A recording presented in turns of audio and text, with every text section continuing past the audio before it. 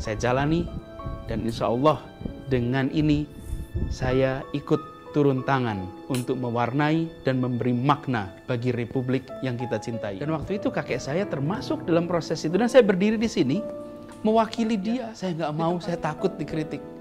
Di situ sebenarnya saya katakan, tidak, saya siap, saya akan hadapi ini semua. Dan biarkan anak-anak saya nanti menengok pada catatan yang sekarang ada, bahwa orang tuanya tak mundur, orang tuanya tak gentar. Saya melihat badai kritik ini sebagai sebuah konsekuensi normal atas potret wilayah.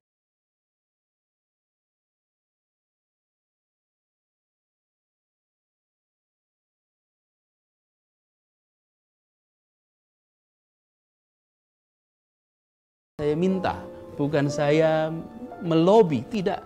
Saya ditawari dan saya diundang. Di sini kemudian hukumnya beda buat saya. Bagi saya adalah saya ambil, ikut tanggung jawab, atau saya tolak dan pilih jalan nyaman. Kalau saya hanya memikirkan soal kenyamanan, saya rasa kerjakan yang sekarang ada. Ini jalan nyaman, jalan damai, penuh tepuk tangan, penuh puji-pujian. Tidak ada masalah. Dan kalau saya melakukan itu, kira-kiranya akan ramai dengan pujian. Tapi bila saya ambil ini adalah sebuah arena yang dalam beberapa tahun ini mengalami masalah. Bisa jadi saya kalah, risikonya besar. Tapi minimal pilihan yang saya ambil, saya bisa katakan pada diri saya sendiri dan pada anak-anak saya, bahwa ayahmu tak mundur ketika mendapatkan tantangan untuk mengabdi buat republik. Yang luar biasa. Yang namanya politisi, politik itu bukan arena yang hari ini dipandang terhormat. Minimal waktu saya kecil, orang tua saya sering memberikan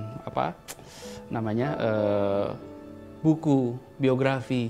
Nanti diberi biografi siapa? Agus Salim, Hatta, Soekarno, Natsir. Siapa sih mereka itu? Mereka adalah pemimpin-pemimpin politik, tapi dijadikan contoh di rumah-rumah. Kenapa? Karena mereka memimpin dengan membawa integritas. Mereka memimpin dengan membawa nilai. Mereka memimpin dengan perjuangan. Hari ini melihat wilayah politik, kita sering menyaksikan rasanya di sana bagi-bagi kue saja. Ada kekhawatiran, dan coba cek orang-orang tua, berapa yang meminta anaknya, coba lihat nih, tonton talk show di TV, nanti tolong ya jadi seperti itu. Rasanya jarang hari ini.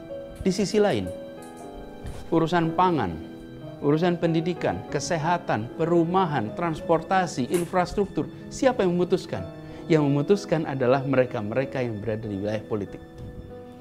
Jadi, di satu sisi tempat ini adalah tempat yang menentukan kita, dan mereka semua yang berada di wilayah politik ini mewakili kita dan bertindak atas nama kita.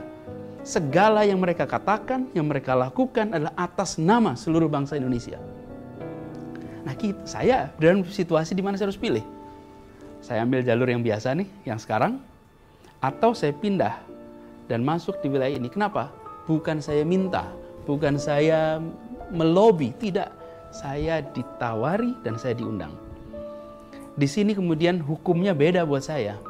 Bagi saya adalah saya ambil, ikut tanggung jawab, atau saya tolak dan pilih jalan nyaman. Kalau saya hanya memikirkan soal kenyamanan, saya rasa kerjakan yang sekarang ada. Ini jalan nyaman, jalan damai, penuh tepuk tangan, penuh puji-pujian. Tidak ada masalah. Dan kalau saya melakukan itu, kira-kiranya akan ramai dengan pujian. Tapi bila saya ambil ini adalah sebuah arena yang dalam beberapa tahun ini mengalami masalah. Bisa jadi saya kalah, risikonya besar. Tapi minimal pilihan yang saya ambil, saya bisa katakan pada diri saya sendiri dan pada anak-anak saya, bahwa ayahmu tak mundur ketika mendapatkan tantangan untuk mengabdi buat republik.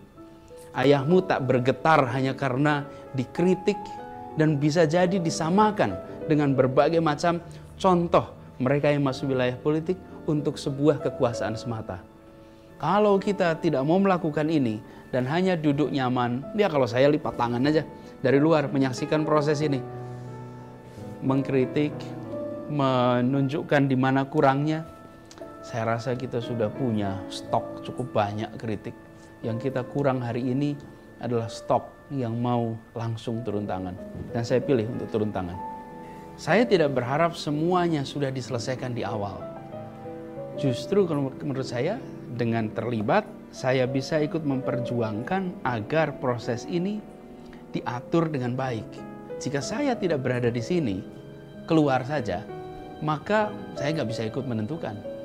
Dan menurut saya, disitulah letak uji kepemimpinan, leadership. Apakah kita mau segalanya sudah ditata lalu datang? That is ceremonial leadership. Kalau pejuang, hadapi, jangan mundur, bertarung sepanjang jalan. Itu namanya sebuah perjuangan. Kalau kita datang semuanya sudah diatur, tata upacara namanya. Karenanya ini sebuah proses yang menurut saya harus diperjuangkan terus. Diperjuangkan karena sudah dijanjikan sebagai proses yang terbuka, proses yang fair, dan kita sebagai bagian yang berada di sana punya kewajiban moral untuk memperjuangkannya. Ini cerita pribadi. Mungkin bagi orang lain nggak terlalu terasa penting. Tapi kalau buat saya ini mendasar. Jadi pada tanggal 17 Agustus saya hadir di upacara peringatan 17 Agustus di Istana Merdeka. Waktu itu bukan saya diundang. Saya hadir mewakili ahli waris A.R. Baswedan, kakek saya. Jadi yang diundang adalah ahli waris. Saya datang ke sana karena saya yang berada di Jakarta. Lalu mengikutilah upacara itu. Dan bendera itu dinaikkan ke atas dengan Indonesia Raya dalam hitungan menit sampai di puncak. Pada saat proses itu terjadi, saya lalu membayangkan saya berdiri di sini mewakili kakek saya yang dia hibahkan seluruh hidupnya untuk perjuangan menaikkan bendera itu. Bendera yang naik ke atas sana itu lewat iuran darah, iuran tenaga, iuran nyawa jutaan orang Indonesia. Dan waktu itu kakek saya termasuk dalam proses itu dan saya berdiri di sini mewakili dia di tempat itu. Muncul dalam benak saya tentang almarhum A.R. Baswedan. Pada saat itu saya harus memutuskan apakah saya akan menerima tawaran. Ini adalah tawaran untuk masuk ke rute yang terjal. Haruskah saya, jika saya bertemu dengan kakek saya, mengatakan pada beliau, saya tidak mau ambil jalan ini, saya tidak mau ikut mengurusi. Kenapa? Karena saya takut dikritik, saya takut dicaci, karena wilayah politik hari ini beda dengan wilayah politik pada saat beliau terlibat. Pada saat mereka terlibat, ini orang-orang yang menjaga integritas di dalam berpolitik. Hari ini itu mengalami penurunan yang luar biasa. Haruskah saya bilang pada dia, saya nggak mau, saya takut dikritik. Di situ sebenarnya saya katakan, tidak. Saya siap, saya akan hadapi ini semua. Saya akan lewati rute ini. Dan saya akan bisa bilang, jika saya harus bertemu, saya akan bilang, saya ikut turun tangan seperti kakek saya dulu memilih untuk turun tangan.